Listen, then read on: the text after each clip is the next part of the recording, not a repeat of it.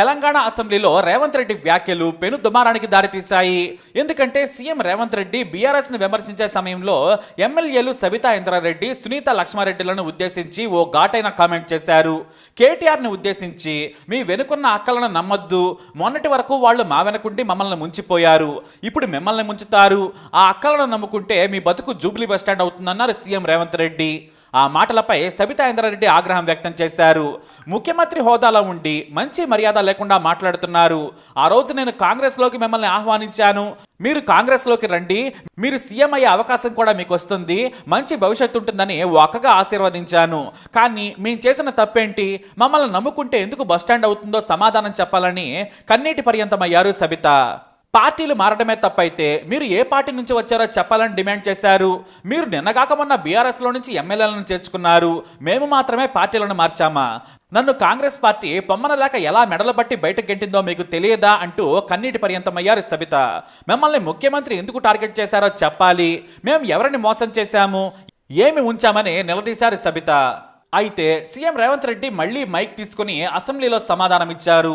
సబితక్క ఇద్దరు వ్యక్తుల మధ్య జరిగిన ప్రైవేట్ సంభాషణను బయటపెట్టారు కాబట్టి నేను దానికి కొనసాగింపుగా ఏం జరిగిందో చెబుతానన్నారు.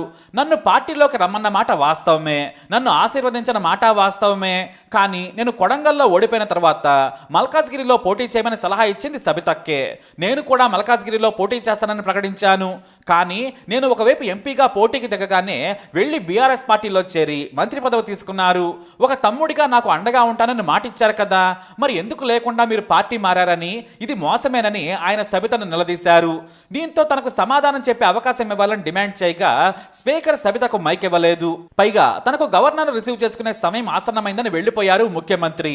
అయితే మీరుండాలి, మేము చెప్పే సమాధానం వినాలని డిమాండ్ చేశారు బీఆర్ఎస్ ఎమ్మెల్యేలు. అయితే తాను వస్తాను, మీ అందరికీ కలిపి సమాధానం ఇస్తానని చెప్పుకొచ్చారు.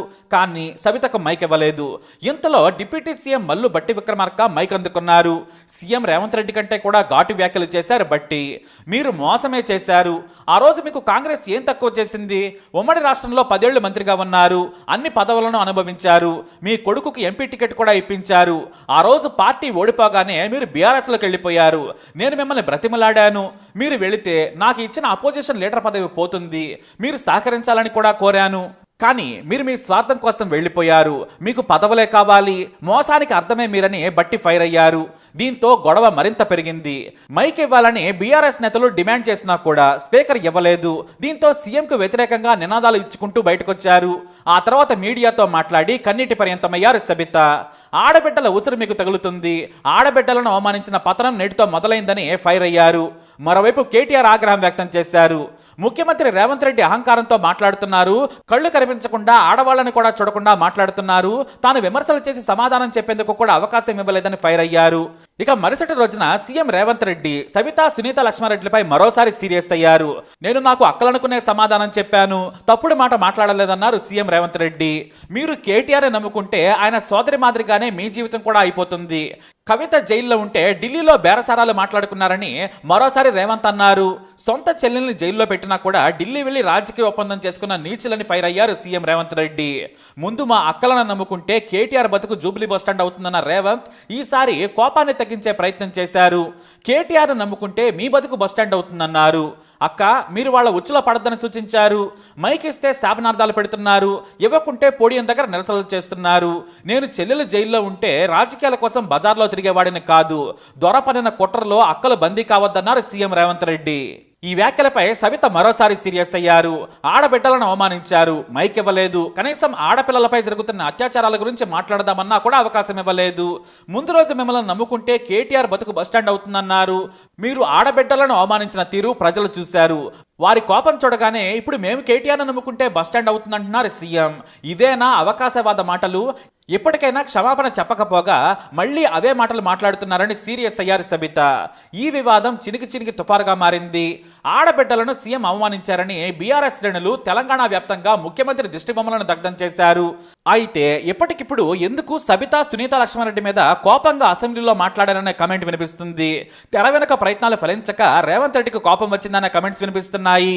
నాడు తాను అక్కగా పార్టీలోకి పిలిచారు. తర్వాత మల్కాజ్గిరి ఎంపీగా పోటీ చేసే సమయానికి బీఆర్ఎస్ లో చేరారు సబితా. మంత్రిగా పనిచేశారు. అయితే ఇప్పుడు రేవంత్ రెడ్డి సీఎం అయ్యారు. మెజారిటీ కూడా కాంగ్రెస్ కు బోటాబోటీగానే ఉంది. ఈ సమయంలో కాంగ్రెస్ సర్కార్ ఎప్పుడైనా మారిపోవచ్చని మాజీ సీఎం కేసీఆర్ పదే పదే చెబుతున్నారు. దీంతో ప్రభుత్వాన్ని కాపాడుకోవడంతో పాటు ఇటు బీఆర్ఎస్ ను రాజకీయంగా అణగదొక్కాలనే కసితో ఉన్నారు రేవంత్. అందుకే 11 మంది బీఆర్ఎస్ ఎమ్మెల్యేలను పార్టీలో చేర్చుకున్నారు. హైకమాండ్ వద్దని వారించినా కూడా రేవంత్ వినలేదు. ఎందుకంటే బీఆర్ఎస్ ను పోటీలో లేకుండా చేయాలనేది రేవంత్ ఆలోచన. ఇంతలో గద్వాల్ ఎమ్మెల్యే తిరిగి బీఆర్ఎస్ గూటికి చేరారు. అయితే సబితకు సునీత లక్ష్మారెడ్డిలతో రేవంత్కు మంచి అనుబంధం ఉంది. దూరపు బంధువులు కూడా. ఈ సమయంలో వీరిద్దరూ కాంగ్రెస్ పార్టీలోకి రాలేదన్న కోపం ఉందేమో. రేపు మిమ్మల్ని ముంచుతారని కేటీఆర్ను ఉద్దేశించి రేవంత్ రెడ్డి కామెంట్ చేశారనే విమర్శ వినిపిస్తోంది. పైగా సబితా ఇంద్రారెడ్డి సిటీ అవుట్స్కట్ లో ఉన్న కీలకమైన మహేశ్వర నియోజకవర్గానికి ప్రాతినిధ్యం వహిస్తున్నారు. ఆ ప్రాంతంలో రేవంత్ రెడ్డికి 4th సిటీ నిర్మించాలనే ప్లాన్ ఉంది. ఇటు రాజకీయంగా సునీత కూడా బలంగా ఉన్నారు. రెడ్డి సామాజిక వర్గానికి చెందిన తమ వారే సపోర్ట్ చేయడం లేదు. గతంలో కాంగ్రెస్ లో పనిచేసి మంత్రి పదవులు అనుభవించిన వాళ్లే వీళ్ళు. వీరిద్దరూ కానీ వస్తే ఇక కేసీఆర్ బలహీనమైపోతారనేది రేవంత్ వ్యూహం. కానీ కాంగ్రెస్ లోకి వచ్చేందుకు సబిత కానీ ఇటు సునీత లక్ష్మారెడ్డి కానీ ఇష్టపడటం లేదు. కనీసం రెడ్డి సామాజిక వర్గం మీద ప్రేమతోనైనా కూడా వస్తారని భావించారు రేవంత్ రెడ్డి. ఎందుకంటే ఆయన రెడ్డి సామాజిక వర్గం నేతగా కూడా ఉన్నారు. అలాగే తాను సీఎంగా ఉన్నాను, అన్ని రకాలుగా ఆదుకుంటానని మాటిచ్చినా కూడా ఈ ఇద్దరు నేతలు రాకపోవడంతో ఆయన చాలా రోజులుగా కోపంగా ఉన్నారు. పైగా బయట అసెంబ్లీలో సబిత కాంగ్రెస్ ను టార్గెట్ చేశారు. అసెంబ్లీలో కూడా శుతిమెత్తగా మాట్లాడుతూనే ప్రభుత్వాన్ని ఇరుకున పెడుతున్నారు. మొన్నటికి మొన్న ప్రోటోకాల్ పాటించలేదని ఓడిన వారిని స్టేజ్ మీద కూర్చోబెడుతున్నారని సబిత నిరసన వ్యక్తం చేశారు. తాను కింద కూర్చొని నానా హంగామా చేశారు. దీంతో అన్ని వైపుల నుంచి సబిత సునీత లక్ష్మారెడ్డిలు ప్రభుత్వాన్ని ఆడుకుంటున్నారు. మరోవైపు కీలకమైన రంగారెడ్డిలో బీఆర్ఎస్ బలంగా ఉంది. రాబోయే రోజుల్లో హైదరాబాద్ గ్రేటర్ ఎన్నికలున్నాయి. దీంతో రేవంత్ రెడ్డి వారిని కాంగ్రెస్ లోకి ఆహ్వానించారట. కానీ వారి నుంచి తిరస్కరణ ఎదురైందని, అందుకే ఇలా పాత కొత్త కోపాన్ని వెళ్ళగక్కుతున్నారనే వ్యాఖ్యలు బీఆర్ఎస్ నుంచి వినిపిస్తున్నాయి. వాళ్ళిద్దరూ బీఆర్ఎస్ నుంచి వస్తే పార్టీలో కీలకమైన నేతలు ఉండరనే భావన ఉంది. దీంతో ఈ చిన్న కమెంట్ కాస్త పెను దుమారానికి దారితీసింది. ఏదేమైనా రేవంత్ రెడ్డి ఆ అక్కలు నమ్ముకుంటే మునుగుతారని కేటీఆర్ అన్నారు. ఇప్పుడు వివాదం పెద్దది కావడంతో కేటీఆర్ నమ్ముకుంటే మునుగుతారక్క అని కవర్ చేయబోయారు. మొత్తానికి ఇది ఇప్పుడు పెను రాజకీయంగా మారింది. యావత్ మహిళా సమాజం ఈ వివాదాన్ని గమనిస్తుంది అన్న విషయం మాత్రం మనం మర్చిపోకూడదు. మరి సీఎం రేవంత్ రెడ్డి వ్యాఖ్యలపై మీరేమంటారు? అభిప్రాయాన్ని కమెంట్ ద్వారా తెలియజేయండి. ఈ వీడియో అప్డేట్స్ కోసం మా ఛానల్ ఫాలో అవ్వండి. అలాగే తప్పకుండా సబ్స్క్రైబ్ చేసుకోండి. మాటలకు అధికారం కోసం కాంగ్రెస్ ను వదిలి టిఆర్ఎస్ పార్టీలో చేరి మంత్రి పదవి పొంది తమ్ముని మోసం చేసింది కాబట్టి ఈ రోజు నమ్మొద్దు అని కేటీఆర్ కి చెప్పిన అధ్యక్ష.